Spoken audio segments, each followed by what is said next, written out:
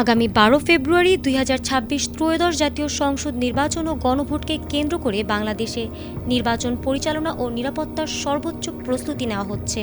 নির্বাচন কমিশন ও আইনশৃঙ্খলা রক্ষাকারী বাহিনী জানিয়েছেন, ভোটটি সুষ্ঠু, নিরপেক্ষ এবং শান্তিপূর্ণ পরিবেশে অনুষ্ঠিত করার জন্য সব ধরনের ব্যবস্থা করা হয়েছে। Dhaka metropolitan police commissioner CM Sajjad Ali বলেন, রাজধানীর প্রায় ২১৩১টি কেন্দ্র ভোট গ্রহণের জন্য সাজানো হয়েছে এবং ঝুঁকিপূর্ণ হিসেবে ৩৭টি কেন্দ্র চিহ্নিত করা হয়েছে। এসব কেন্দ্রের নিরাপত্তা জোরদার করতে সেখানে বডিওয়ার্ন ক্যামেরা সহ অন্যান্য প্রযুক্তিগত ব্যবস্থা নেওয়া হচ্ছে।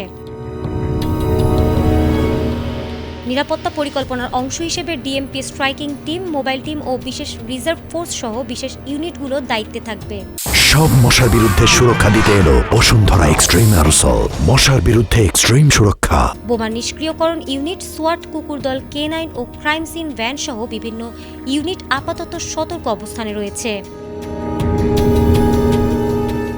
দেশ জুড়ে মোট ৯ লাখের বেশি আইনশৃঙ্খলা বাহিনী ও নিরাপত্তার সদস্য মোতায়েন হবে বলে জানানো হয়েছে, যাতে ভোটাররা নির্বিঘ্নে ভোট কেন্দ্রে যেতে পারে এবং ভোটাধিকার প্রয়োগ করতে পারে। এ বাহিনী শুধু কেন্দ্রে নিরাপত্তা নয়, আশেপাশেও নজরদারি ও পর্যবেক্ষণ চালাবে।